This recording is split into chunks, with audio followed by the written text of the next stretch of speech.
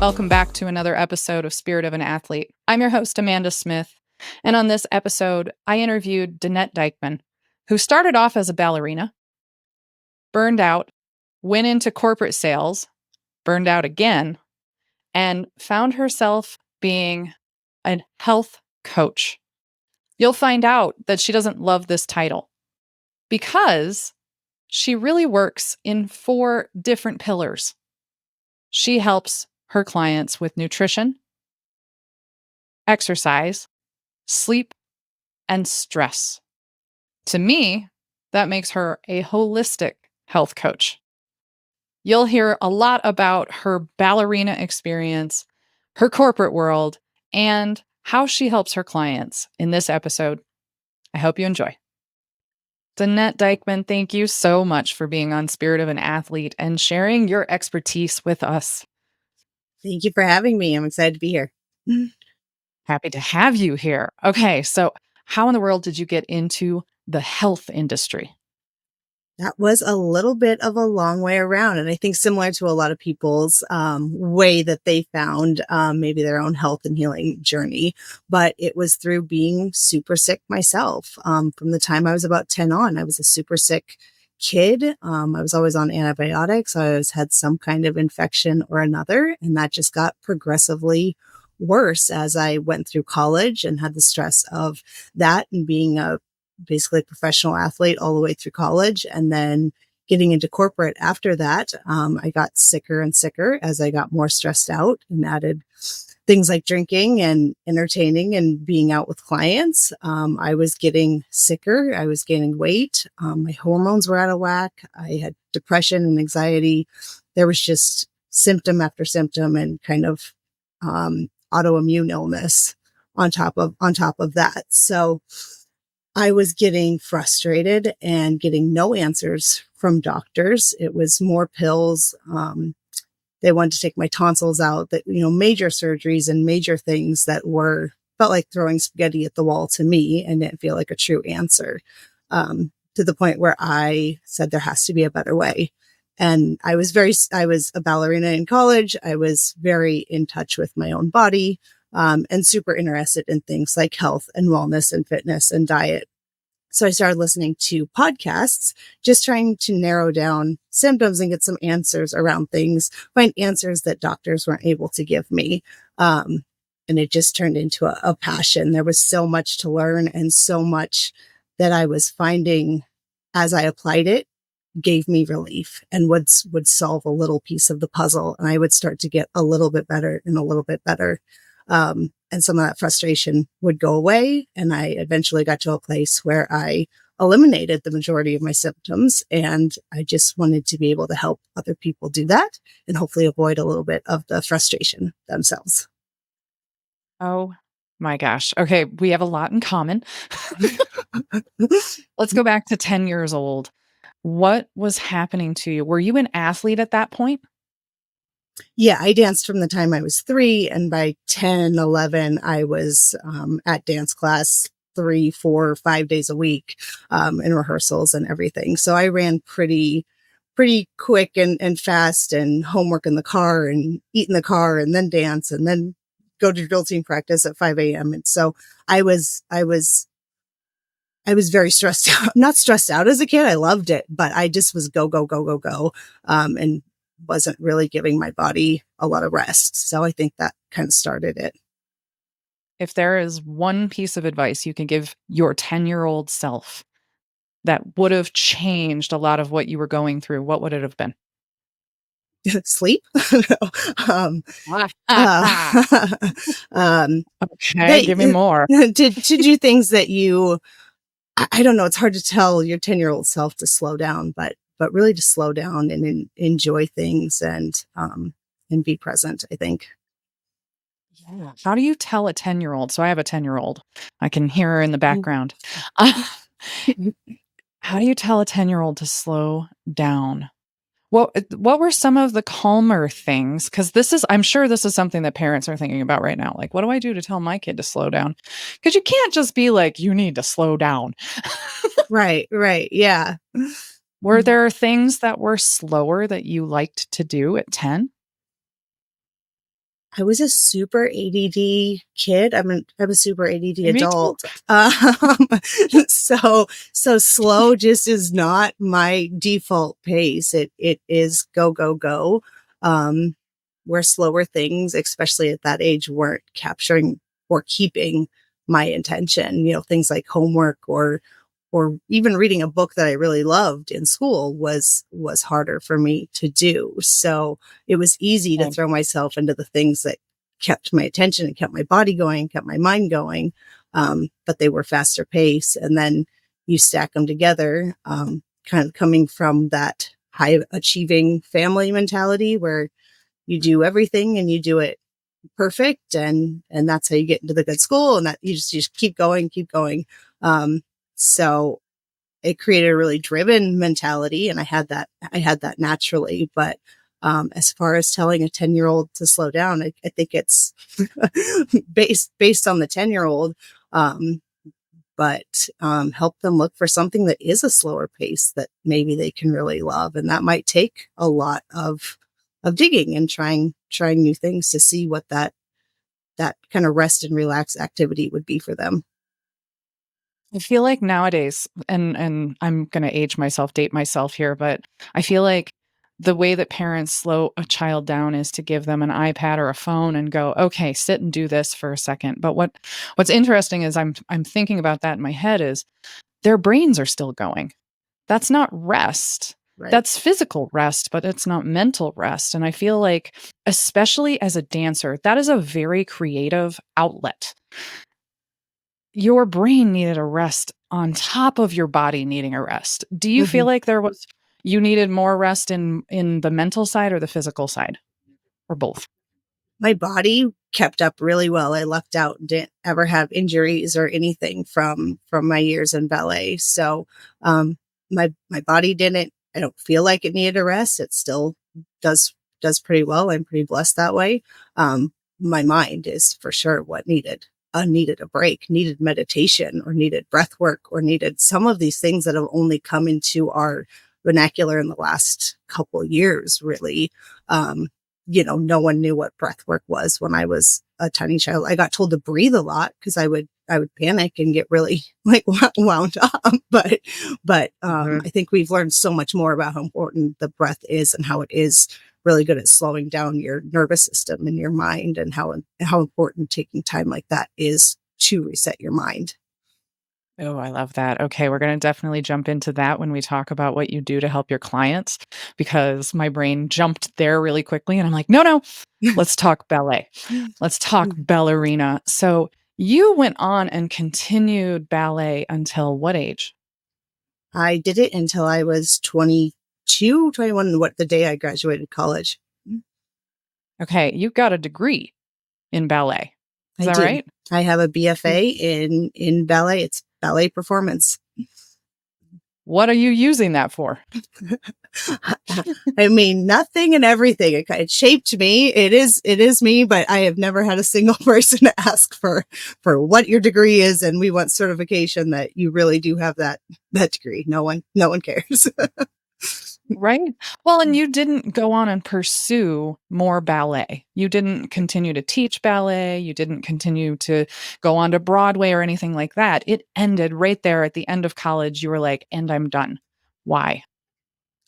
I was burnt out. My mind, and like I said, my body was fine. It was my mind. It was the pressure that comes in that ballet environment, or in any performing art where there is the cutthroat um, audition gig work space where there's not a lot of stability or balance, or any kind of guarantee, which there's no guarantees in life, but it felt really unstable to me. It felt really scary to me. And after 4 years in that pretty cutthroat environment, I was just ready to be done, and making money in a stable kind of non-pressure environment like a corporate or business world sounded really, really good to me at that point.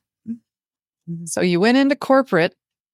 Did you give yourself any recovery time from school, ballet, burnout specifically? before you went into the corporate world? Recovery time. No, absolutely not. It didn't even occur to me. That just wasn't even in my vocabulary at that time. It was full speed ahead and figure out how to pay your bills and live on your own. I was getting married straight out of college. It was Oop. figure that all out. So um no, there was no break from graduating. I did teach dance very briefly, as well as bartend, and just like worked a bunch of jobs to try to make ends meet. And then straight to corporate when I got that opportunity. So there was no stopping, pausing. There's no trip to Europe to figure out what I really wanted, or even just give myself a second to breathe. Got it. Okay, so then the corporate world, you ended up entertaining clients. What was your job in the corporate world? I worked for automotive. I was on the service and parts side of things, and I usually worked for manufacturers. So I was in the dealership world, but I was traveling all over the country, or if I had a region in California, I was all over California. Um, and yeah, not really entertaining the clients. That's probably the wrong word, but it's sales. It's sales. So you are doing the dinners out, you're doing the drinks, you're going to the big conventions and doing a lot of professional partying. Yes, that's what sales are. Yep. At that level, at that grander scale, did you enjoy that kind of work? In the moment, like I said, it was appealing. You got to drive all the newest cars that the manufacturers were coming out with.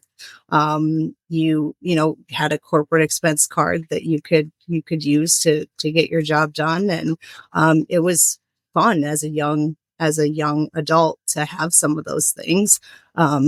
Until I woke up and realized what it was doing to my body and my mind, and never sleeping and drinking that much just was the toll it was taking on me. Um, when I finally realized that maybe the fun wasn't worth it, or maybe it wasn't actually fun.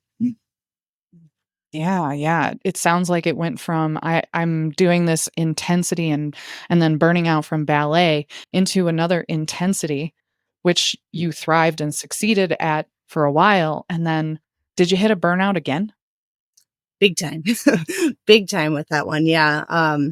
It was a environment that was a little toxic. I was one of the only females really, and I mean, a handful of us, but it was male dominated, and there was just lots of stressors and pressure that came with that finally, between that and the basically no sleep and having to do what I did, brought me to the point of to burnout finally, and my health. I couldn't ignore how sick I was anymore. What kind of sick were you?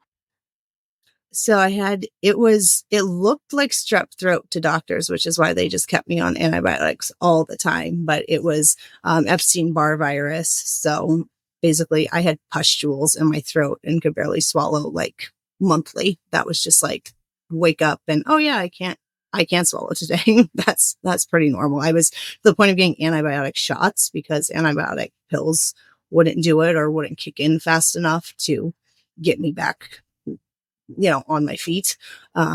So to not hospitalize me, they'd give me antibiotic shots. Um, and then, like I said, every infection, I just always, from the time I was 10 on, I felt like I caught every infection there was. So a UTI or a sinus infection, or there's always some random infection where my body was just going down with all these different things that doctors don't really have an answer for. You have me thinking about one of my clients right now who is experiencing something similar, and I'm going, I need to investigate with Epstein-Barr. I've had Oh, Epstein-Barr. I got it in high school, and the craziest way possible. Uh, Besides the pustules in the mouth, did you have any other symptoms that were showing up? I was chronically tired. Like I could sleep for days. And by the time I was getting out of corporate, I spent basically a year of my life pretty depressed, but also just sleeping because I was so like that's literally all I could do to let my body recover at all. That was the number one thing it needed was rest and sleep. At this time, you're married, so you had support from your partner so that you could take the rest, right? Hmm. Oh, Yes. hallelujah. Yeah. Thank you, partner. Yeah. Exactly. That comes in handy. Yeah. So on the other side of when did you get diagnosed? When did you finally find out this is Epstein-Barr? So at that point where I was starting to toy with leaving corporate, I had moved to Seattle and started to work with naturopaths and some other herbalists and some other things that I was able to find in Seattle, um, which I was already working on things myself on the nutrition side. But this opened my eyes to things like Epstein-Barr, and the fact that I had had mono so many times as a kid meant I now had Epstein-Barr, or I'd always had Epstein-Barr. And now, because of the stress and all these other influences, basically me not taking care of myself, I had reactivating Epstein-Barr virus, which is why it was monthly or every other month I was getting something. And the number one thing that would take me down is stress. And it still will take me down. If I get stressed, that is when my EBV will reactivate. Yep. Yep. There's a way through. There is a way through. Uh I'll have to share that with you after. I would love Um that. Mm. yes, because it does. Every time you get stressed out, things get reactivated. It's not necessarily at the same intensity, but it definitely is like, okay, now I need to go sleep for a day. And at some point you can't keep doing that because your life has to go on. People start to wonder, like, what is really going on for you? Is this really a health problem or is this a mental health problem? And unfortunately those two things are tied together. Right. But there is a way past Epstein-Barr. It doesn't have to continue to take you down. It took me many years to solve that one, and I'll share that with you when we're off. Yeah. So you got past the crux of Hmm. Epstein-Barr. Then what happened? You're out of the corporate world. Yeah. So then I got out of corporate. COVID hit. I got out of corporate. I went back to school for my health coaching certification. When COVID hit, that felt like a good time to do what I had been toying with for a long time, which was the idea of actually getting my certification and turning this into a practice where I could legitimately help people. So got my certification and left corporate.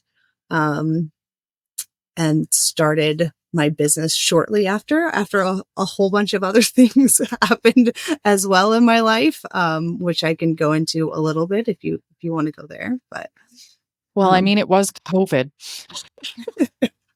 yeah, I mean, I feel like a Life lot got of us, crazy for yeah, everyone. yeah.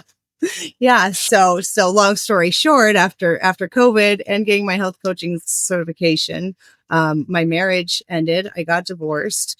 I left my house in Seattle and I moved my whole life into a van, and I live permanently on the road. And then on top of all of it, I started my own health coaching practice. So a full Get it. 180. Oh my gosh. Okay. So entrepreneurial life is stressful and a roller coaster ride. For How's sure. your roller coaster ride going? Patience is the word I remind myself of daily, because this is not it's not quick for anybody. And um, it's, I think it's put out there that there's overnight successes and people just wake up and decide to be something and have overnight success. And that's just not how it is for 99% of us. So I have to remind myself of that. Like I said, daily, be very patient with myself and with my business, and just not give up.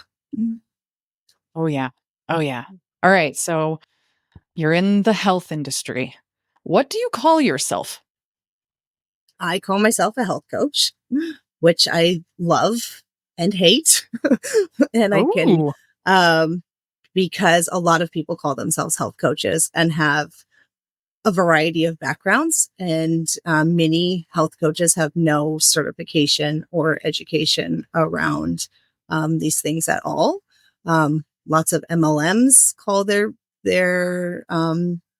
people that work for the company a health coach, and they're pushing a product that's pretty specific and not necessarily helpful. So there's a lot of nuance, and to group myself in with everybody else, it's hard to find a way to stand out and actually give people confidence that you do know how to help them. So how do you make yourself stand out? Because there's this very specific thing I feel like you are doing that more people need to understand. um, Tell me a little bit more about that.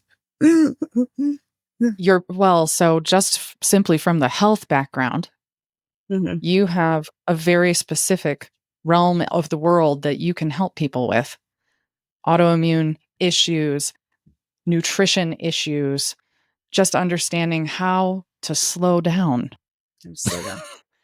So yeah, Those so things there's seem to be your niche. in my niche. Yeah. So there's a lot of things I have helped myself with and had to go through and deal with every day. The Mhm. pillars of my business are sleep and stress and nutrition and exercise. So it's a really well-rounded approach to a whole healing versus one diet or one product or one spaghetti throw at the wall thing that you just hope helps everybody. I recognize that everyone is completely individual. Bio-individual is a term I use a lot with my clients. And it's getting them to understand that I'm going to meet them where they are in whatever they're dealing with, and take into account their lifestyle, their culture, their habits, where they are, and what we can do to actually move the needle for them, and that what worked for the last client isn't going to work for them. So you're not a nutrition health coach, you're not a sleep health coach, you're not a personal trainer health coach. You're all those things. You're I'm a all those holistic things. health coach. Holistic, yep, the holistic and health Yeah. optimization. So my goal is to optimize your health, not just to fix one thing or work with you for 6 weeks and then let you backslide, but optimize your health to a point where it's optimized and with you for the rest of your life.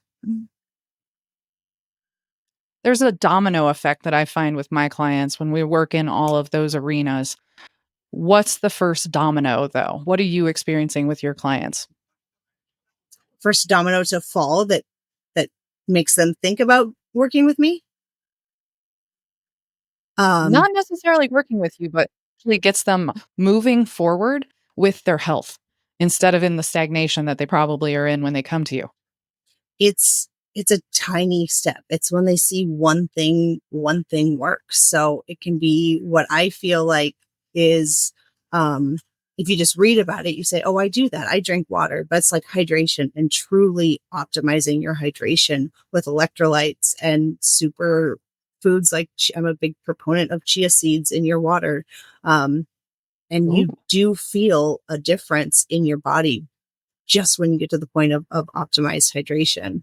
And that gets their mind thinking, what else is going to make me feel this better? And also shows them that how it sounds bad, but how bad they truly felt, because we don't understand our own baseline and we don't understand that we're supposed to feel really, really good. I think so many of us think that feeling bad is just due to age and just normal and just something we have to deal with. And we don't recognize how much better we can feel. Right? What tend to say is every body is different. And I love that you meet your clients where they're at so that they can see just a small difference, a small step forward and go, oh, wow, okay. I thought I was watering myself like a plant and then come to find out not actually. Oh, that's beautiful. When it comes to exercise, what are you tending to help your people with for exercise?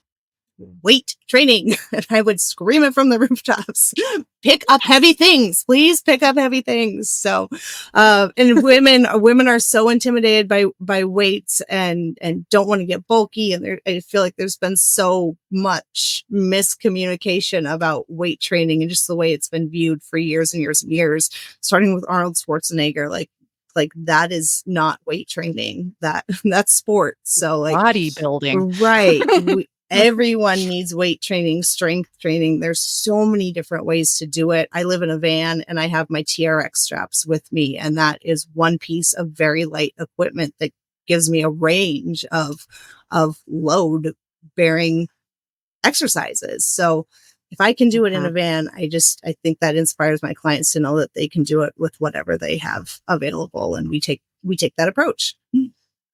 I love that. I love that. Again, meeting your client where they're at. That's beautiful, Danette. Okay. Nutrition. You mentioned hydration. Do you lump that into your nutrition education with your clients? Absolutely. Yeah. Yeah. Hydration is just the very first thing we start with because it's easy and it's the thing you consume the most of. And if you aren't consuming the most of water or things that are truly hydrating, you need to do something different. So just because that's the biggest thing we consume, it's the most we put in our body. That's where I start. And then from there, we go on to, like I said, a very personalized, individualized approach to their nutrition. Are they trying to change everything their whole family's eating? Are they able to just do this for themselves? Do they have any support from their partner? Or are they totally on their own to change up what's in the house? And we go from there. Nice. Yes. And I bet kids play a factor in that as well. Big time. Okay. Oh yeah. Yes. I'm aware. When it comes to sleep, what's the first step you're taking your clients on? A few things to optimize their bedroom space or their sleeping space, getting rid of all the light and learning to sleep in a cave, I call it, is the number one thing. Regulating the temperature of your sleeping space. If you're sleeping in a really hot environment, you're not doing anything good for your sleep. And then getting rid of screens, or limiting or modifying what you're doing with screens. So whether it's blue light blocking glasses or turning them off at a certain time, getting them out of the bedroom, whatever tweak we can make that makes sense for them. I think one of the biggest education pieces that I give my people when it comes to this TV in the bedroom, falling asleep to the television thing, it's become a trend, is that you're messing with your hormones. You're messing with your melatonin. We don't want to have to take melatonin because we're watching a television. We're messing with other hormones because your sleep quality is crap. So I love that you bring that one up. And it sounds like you kind of, it's one of those pushback points with your clients. Like, oh, I can't, I have to have the TV on. I know I've heard it many times too with my clients. And I'm just like, but it's not helping you. It's not helping you. And if you need noise, like noise isn't disruptive to sleep. There's white noise. I'm very into like these really long, boring lectures that, if you can't stop your mind from racing, you need to like listen to something else. Like you can do that, but you can download it, put your phone on airplane mode, put it away from your bed, and you can still hear that. And it's not going to disrupt your sleep. I love the Calm app, especially the Duke from Bridgerton and Jamie Fraser from Outlander. They both read stories to you. It's the best thing ever. You've got the Brit and the Scot, and it's just amazing. I'm going to have to check that out. My heart. That's what I like to fall asleep to sometimes if my husband can handle it. Really relaxing things, like not reruns of The Office, but I've been there. I did that all through college. I get comfort TV, but not when you're trying to sleep for the night. No, do it right before you go to bed, or shut the TV off a half hour before you go to bed so that your brain has time to just let that mull through, and then you can easily fall asleep, potentially, depending on where the rest of your hormones are at in that lovely balance. You brought up temperature. our bodies like to go through a cycle of cold, hot, cold throughout the night. I don't know that people know that. One of the tools that I've just recently discovered, and I'm super excited about it because it's from a person who is in the industry. I used to be in the aerospace industry. He used to design the astronaut suits for NASA. It's called the bed jet, and it's timed out for you specifically, and it does hot cold throughout the night, and it's using sheets and the same technology that they use in the astronaut suits to keep them warm when they're out in space and cold when they come back into the whatever system they're coming into, whether it's the ISS or Artemis or whatever vehicle. But oh my gosh, so cool. Love it. I'm super excited I found that. Yeah. But I think women, especially where depending on where we're at in our timeline, if we're getting into our wise years, into the change, the big menopausal change, controlling heat and controlling cold is one of those necessities, absolute necessities. So I love that you bring up that point.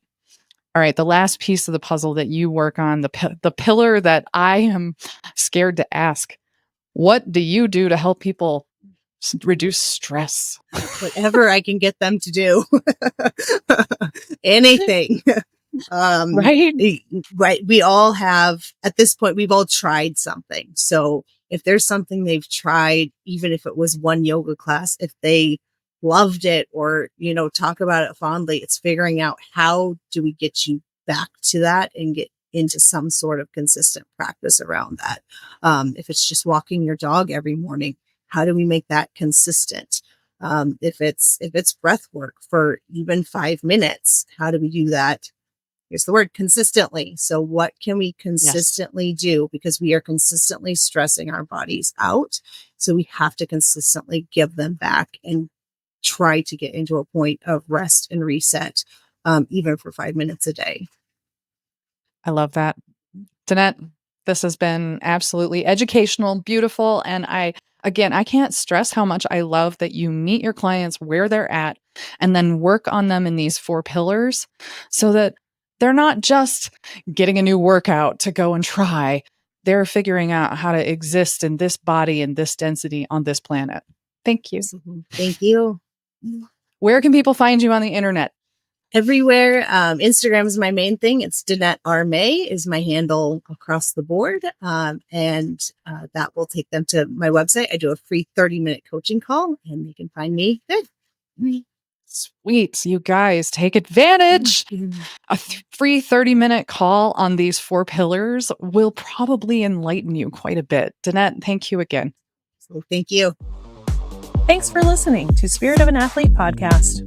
If you're struggling with your own gut issues and want more direction, you can get an initial body scan from Amanda at bodywhisperhealing.com. In 20 minutes, you can find out what's wrong, get clarity, map the path forward, and get on track to get back in your game. If this episode hits the spot, please let us know by rating, reviewing, and sharing it with a friend. Subscribe now to hear more inspiring stories from other female college athletes who overcame their health issues. Want more, Amanda? Get inspired by finding more at bodywhisperhealing.com.